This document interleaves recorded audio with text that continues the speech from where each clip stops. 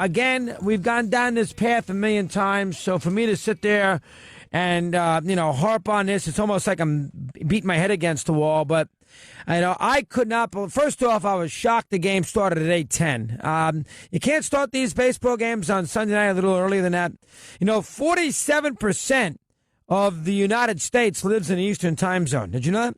And only 17% lives in the Pacific time zone. Did you know that? Yet last night's Yankee game on a Sunday night in August, when everybody's got to go to work the next day, or at least some of us have to go to work the next day. I know people on vacation, but there is a work element that is involved. That game ended at 12:49 in the morning. I mean, that is absolutely absurd. I mean, how they expect? I didn't see the end of the game. Steve Torrey didn't see the end of the game. My co-host here on TV, Bruce Shine, did not see the end of the game. How do they expect, this is Manfred and Petiti, who I love, but how do they expect people to make a baseball commitment in August? It's bad enough we got to do it in the postseason because we have to then, because the game is too significant. But do they expect people to make a commitment on a Sunday? We've been watching the games all weekend, and it's funny, the two games on Friday and Saturday were like 2 hours and 20 minutes, 15 minutes. So it's weird that the one game that you wanted to be short was the long end, and that was the game yesterday. But I mean, my gosh, the game was over at 10 minutes to 1 in the morning, and it was a 4-1 game. It wasn't like there was a million runs. Part of it is the idea that pitchers take 30-something seconds to throw the pitch and get it over the plate. Both Price and Tanaka take forever. Part of it is that they throw a million pitches, 3-2 here, 3-2 there. That's part of it. And they dilly-dally around. They don't move the game. It's not crisp. That is definitely part of it. But the other part of it is the fact that baseball should not be shown. Why can't the ESPN thing start at 7 o'clock on Sunday nights? They got to start at 10. Start at 8:10, or how about starting it at 5 to 8? I mean, how about just psychologically starting a game at 5 to 8? Wouldn't that be a little better than starting a game at 8? I mean, that game started at 8:12. I mean, that is absolutely absurd. Not only that, I don't know if you knew this, but the umpiring crew that did that series last night, they're doing a series tonight in Texas. Rangers are taking on Seattle.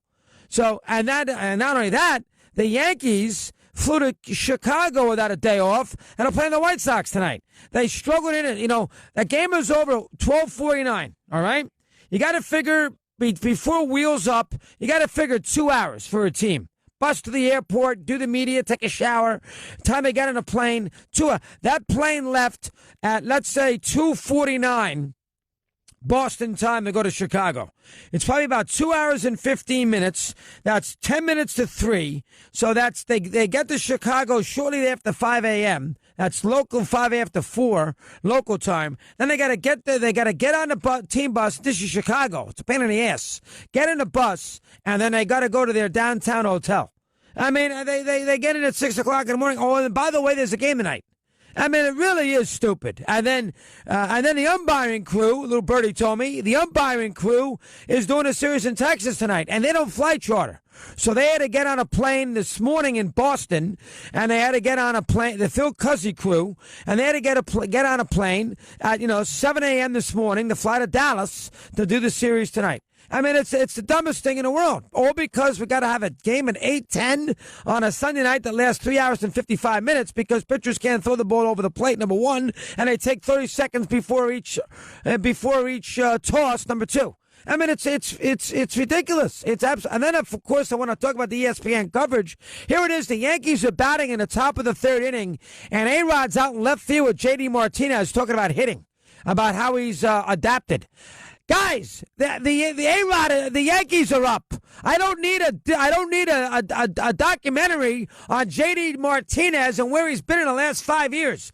This is Yankees Red Sox. This is not, White Sox and Royals in April. This is Yankees and Red Sox. I don't need a 20-minute deal with A-Rod walking out in a warning track out in left field. I mean, that's just that's stupid. It's asinine. It's absolutely ridiculous. It's stupid. It drives you crazy. I mean, I don't know how baseball can solve this. Are you telling me right now baseball just can't tell their broadcasting partners? I know they want every nickel. So when they want every nickel, they give up control. I understand that in the contracts. They want every penny. from every broadcast entity, TNT, TBS, ESPN, obviously Fox, they want, and that's why the game's on FS1, because Fox controls it. They want every penny. You mean to tell me that somebody in baseball can't tell the ESPN crew, can you do us a favor and start the games at 7:30 on a Sunday night? I mean, my God almighty, 8:10. You're sitting around all day, and the game starts at 8:10, and it lasts to 1 o'clock in the morning, and you go to bed at 11:15. I went to bed in the 8th inning, 11:15. I've had enough. 3 hours and 10 minutes. It's 4-1. I've had enough. And then I turn out I missed the conclusion. It's stupid. I mean, it drives you absolutely crazy. It drives me. I don't know what to tell you. It just drives me nuts. But baseball has lost control of its TV product. The NFL makes NBC and makes ESPN. They tell them we want the game starting 15 minutes earlier, and they have done that for both this year. NBC will start at 8:15. I believe ESPN starts on Monday night now earlier, too, this year. They will tell them when they're going to start the games. And if you don't like it, they take the games off and go somewhere else. It's the NFL. They don't care. They will tell TV what to do. And baseball can't do that because they don't have the ratings support. But what baseball could do is take a little less money to control their television scenario. I mean, my God, and then you're going to have the Yankees fly to Chicago to play the White Sox tonight, and the umpiring crew going down to Texas. And that umpiring crew with Phil Cuzzy, I mean, I don't know how they overturned. It wasn't their fault. That play down in left field on Saturday night Saturday afternoon was overturned on replay on a line drive to left, which, did not hit the line, and they ruled it did, gave the Red Sox their fourth run. I mean, that's neither here nor there, but that's an asinine call. I should lay off that. But the bottom line is the time of the games. Again, and the funny thing about this game, this is not Giants-Dodgers, where everybody in the West Coast might be into it. And it's, they don't care if it's 8:45 at night. This is in New York. This is an East Coast event. This is a New England event. I mean, everybody's half asleep. Torrey didn't watch the end of it. And Torrey knows the Yankees and loves the Yankees more than anybody, and he didn't watch the end of it. Didn't watch it. He said, I can't, enough. I'm going to bed. Had it. I'm not going to watch it. It's really, I don't know, for whatever the reason, last night bothered me. I don't know why. I was into it. And the game stunk. It was an interminable game, terribly paced. It wasn't a good game until the last couple of innings, and you can't see the darn thing. This is not football where you know it's going to end in 3 hours and 10 minutes. I mean, there's a shelf life. This baseball game goes on forever. And, of course, if Benintendi doesn't hit a little ground ball up the middle, we'd still be playing that game. Oh, and by the way, the Yankees got to play the White Sox tonight and be alive. It is stupid. Let's call it like we see it. It's stupid. And A-Rod's tough. I mean, ESPN is, Versgersion's good. Jessica Mendoza doesn't bother me. But A-Rod's tough to take. I gotta be honest. We gotta hear stories now about A-Rod meeting John Henry. He came to my house in Boca. I went to his house in Boca. He came to my house in Miami. We gotta hear this now. John Henry, who's going to change the street name of Yorkie, who spent about billions of dollars to